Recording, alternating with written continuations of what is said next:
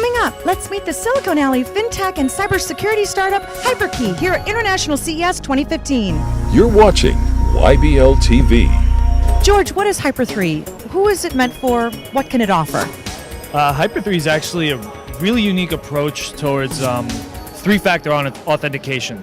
We've been using two-factor authentication for a very long time, but the problem with two-factor authentication is that now we're actually using our second factor to transact. That means it's no longer a second factor. So we need three-factor authentication in order to fill that gap.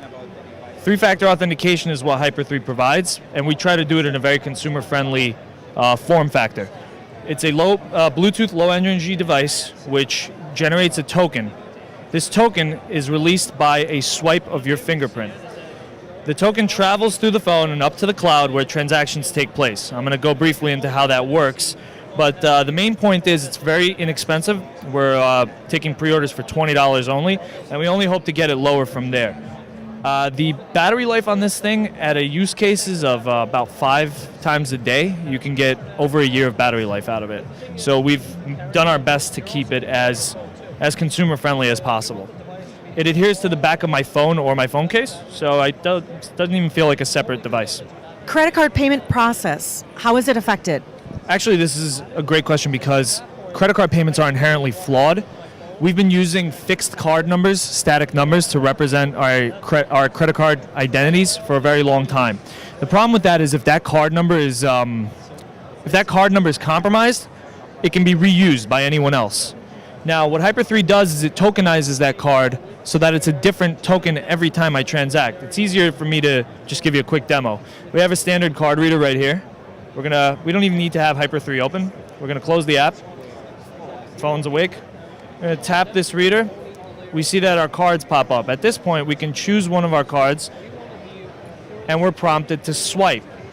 When we do so, we swipe our finger on the token generator, and we've completed the transaction. What happened? We've unleashed a token representing that card for that transaction. It's a one-time use token. That token gets sent up to the cloud, and the transaction's completed in less than a second. The cool thing about that is that if this machine was compromised, or if my phone got hacked, that token can no longer be used by anyone else. So scenarios where credit card numbers have been hacked, I'm sure you know of some pretty big ones, Target, Home Depot, these tokens cannot be reused. They're one-time use tokens. So every time I do this, I'm generating an entirely new transaction token. And that's the beautiful thing about tokenization. Now we can take that a step further. We can apply that towards other digital wallets and other payment platforms such as Bitcoin. One of the main problems with payment platforms is they rely on a fixed static password in order to authenticate. So think of all the times you log into your online bank accounts, you're using a static password. You might be using two-factor authentication, but we already know that two-factor authentication is done. It's no longer a secure protocol. So if we want to transact securely, if we want to authenticate securely into a third-party digital wallet, we can do so with Hyper3 pretty simply. I have a pretty simple example here where we're going to do a quick Bitcoin transaction. We're going to tap this NFC tag right here. That's a Bitcoin NFC tag. Now you see my Bitcoin wallet has popped up, and I'm able to use it the same way I did with the credit card. Normally, I'd be prompted to enter my password right now. Again, just like a credit card number, if that was compromised, I'd be done. At this point, when I swipe, instead of releasing a card number, I'm releasing a token representing my password. It's the same concept, and it's protected with biometrics. So what we have is a three-factor authentication solution. Something I have, something I am, and something I know. I have my reader, I am my fingerprint, and I know the PIN on my device. Compromising these things remotely is nearly impossible. Great for the consumer. How about enterprise? That's actually my favorite sector where this could be applied. A lot of enterprise-grade authentication is flawed because it uses a system of tokenization that's outdated. We've had tokenization for a long time, but in the enterprise sector, it's flawed. And actually, Edward Snowden revealed some of these flaws earlier this year. I'm sure you've heard of some of the things that were talked about. A lot of banks are getting rid of their tokenization devices because they found out that these tokens were flawed from the beginning. What does that mean? Since the early 90s, we found out that the random number generation, the process of generating these tokens was weak. It's a flawed procedure. It's pseudo-random, and it becomes a deterministic token. What it means is they're not as secure as they should be. Although it sounds like they're secure, they're not. So a lot of banks are looking for a new way to secure their internal employees and their users. Hyper3 is actually a pretty interesting solution because banks have been contacting us for closed enterprise-grade versions of Hyper3. What do I mean by closed off? They inject their own tokens. This is the entirely new thing that they were unable to do before. We provide them the device and they handle their own token generation. What that means is, as opposed to a consumer device where there are multiple tokens on each Hyper3, in the scenario of a bank, they would be responsible for injecting their own tokens, which is awesome for them because now they can go around the problem that we've had for all these years. They can use much stronger token generation algorithms and much stronger procedures that can't be compromised by anyone outside the bank. That's what's really cool. Let's talk about your biometric digital wallet app.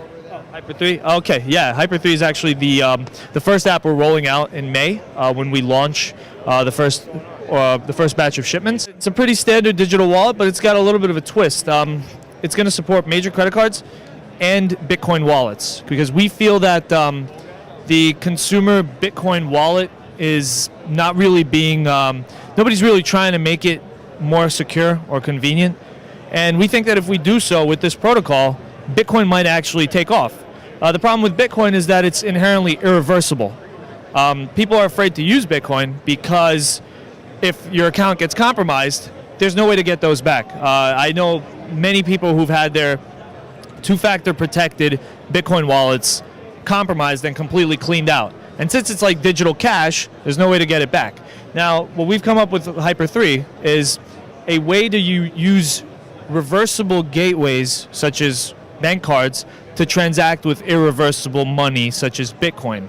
How do we do that? Well, again, with the scenario where we do a Bitcoin-based transaction, we tap this Bitcoin receipt right here, we're presented with our Bitcoin wallet, but we're also presented with our bank cards. Now, if I don't have Bitcoin, I don't know what Bitcoin is, can I use my bank cards in the real world? No, not yet.